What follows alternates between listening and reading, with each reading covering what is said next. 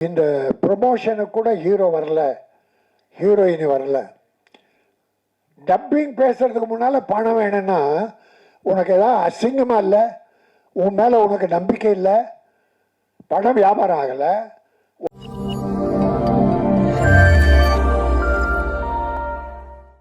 அவன் ஒரு போராளி, சினிமா போராளி.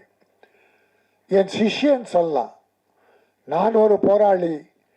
இப்போ எனக்கு அடுத்து என்னோட தம்பி, அதாவது கஷ்டத்தையே இஷ்டப்பட்டு எடுத்துக்குவான், கஷ்டப்படுவான், அது இஷ்டப்பட்டு படுவான், வெற்றி அடைகிற வரைக்கும் போட்டிடுவான், தவறுகளை சுட்டி காட்டுவான், தட்டி கேட்பான். யாருக்கும் ஜால்ரா அடிச்செல்லாம் பழக்கம் கிடையாது. நல்லது நடக்கணும். சினிமா முதலீடு செய்கிற ப்ரொடியூசர் அத்தனை பேரும் நல்லா இருக்கணும், அதுக்காக போராடுவான். சில படங்கள் முடிக்க முடியாமல் இருக்கும்போது அவனுடைய உதவியால் ஃபைனான்சியர்ஸ் பணம் கொடுத்து அந்த படத்தெல்லாம் முடிச்சிருக்காங்க. ஆக அப்படி ஒரு நல்ல மனம் படைத்த அருமை தம்பி திருமலை இன்றைக்கு இந்த படத்தை எடுத்து செய்கிறான் ப்ரொடியூசர்னா முதல்ல மகிழ்ச்சி. பல பேர் அடைந்தாலும் நான் மிகப்பெரிய மகிழ்ச்சி அடைகிறேன். அவன் வெற்றி பெறுவான். இந்த இயக்குனர் தம்பி பாலாஜி ரொம்ப எளிமையாக இருக்கார்.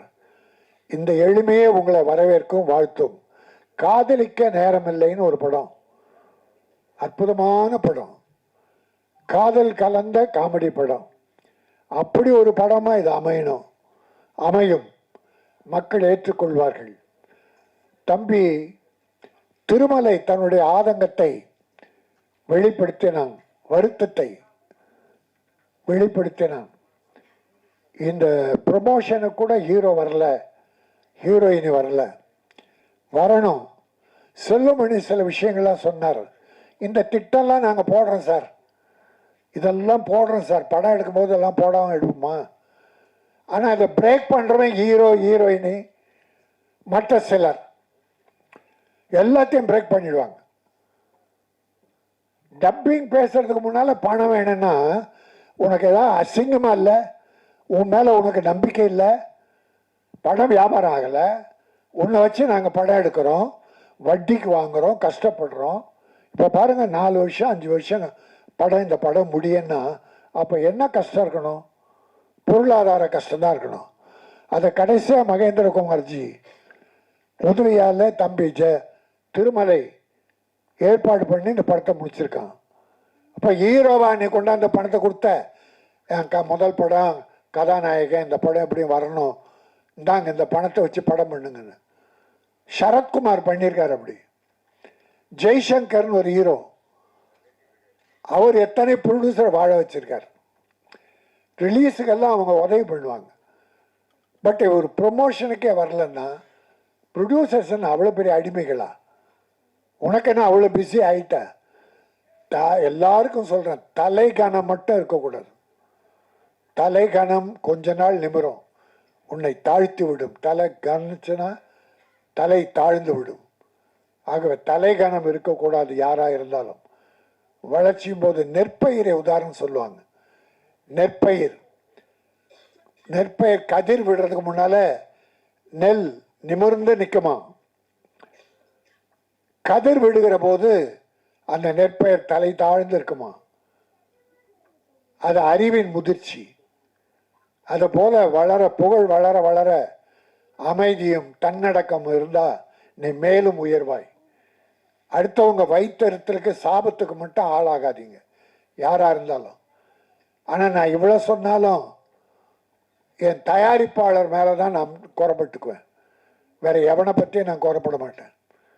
போட்டி போட்டுக்கிட்டு இந்த படம் வெற்றி பெற்றா முதல்ல அந்த ஹீரோ கிட்ட போய் நிற்க போகிறது யாரு? இப்போ எழில் மரங்கொத்தி பறவைன்னு ஒரு படம் எடுத்தார், டைரக்ட் பண்ணார், சூப்பர் ஹிட் படம். ஒரு சிவகார்த்திகேயன் ஒரு ஹீரோ உருவானார். இப்போ எழில்கிட்ட எவ்வளோ பேர் வராங்க? அவர் படம் பண்ணிக்கிட்டு இருக்கார், ஒரு அமைதியான அற்புதமான இயக்குனர். ஆனால் இன்னைக்கு சிவகார்த்திகேயன் பெரிய லெவல், நல்லா இருக்கட்டும், நல்லா இருக்கு, தப்பே சொல்லலை. பட் உன்னை தூக்கி விட்டவர்களை, ஒரு டைரக்டர் இல்லைன்னா ஹீரோ இல்லை சார், ஹீரோயின் இல்லை சார்.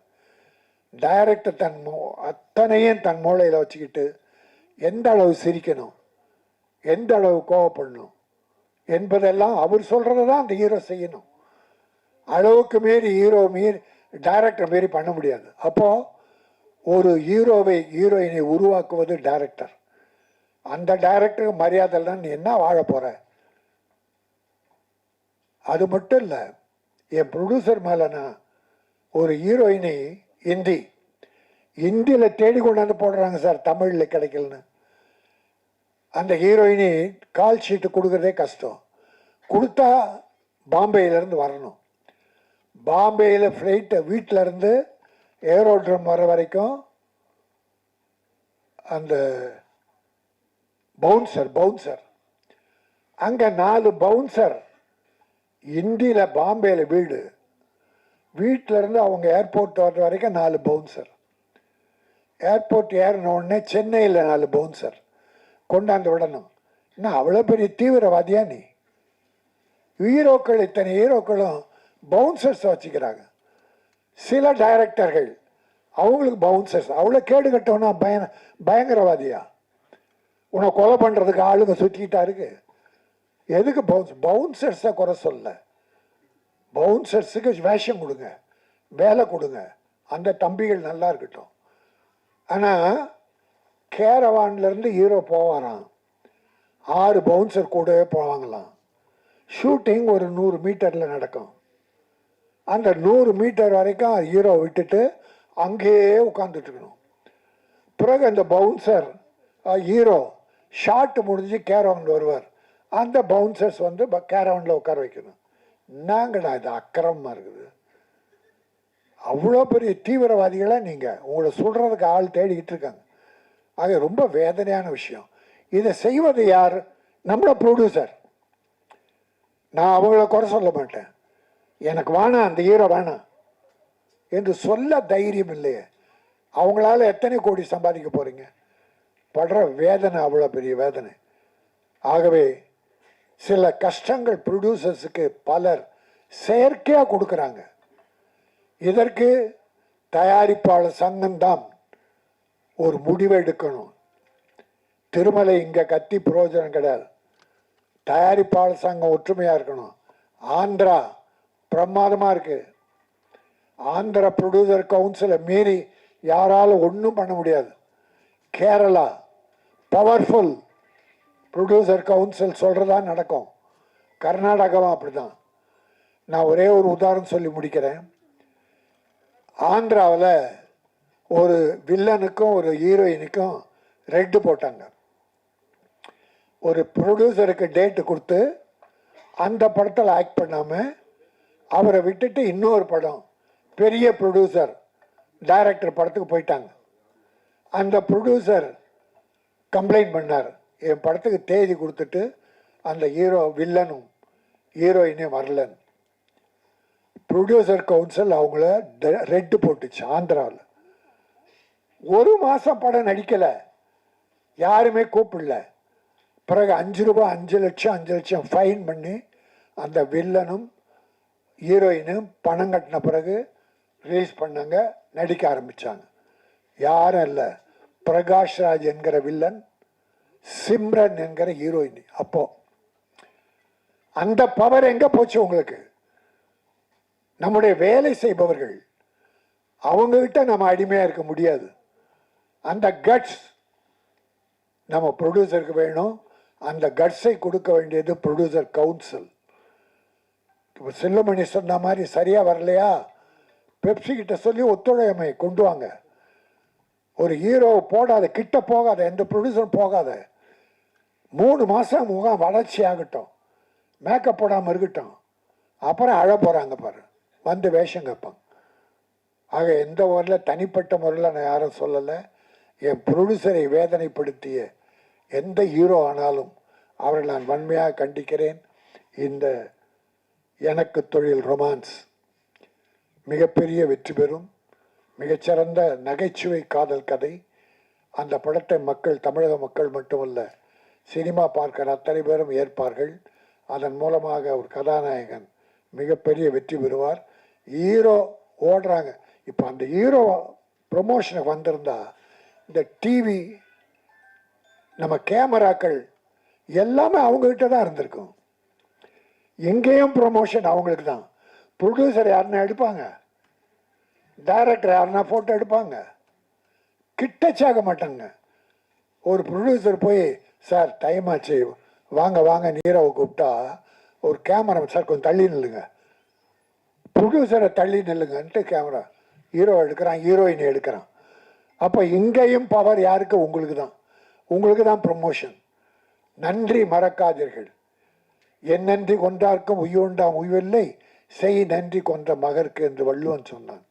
இன்னைக்கு நல்லா இருக்கலாம்.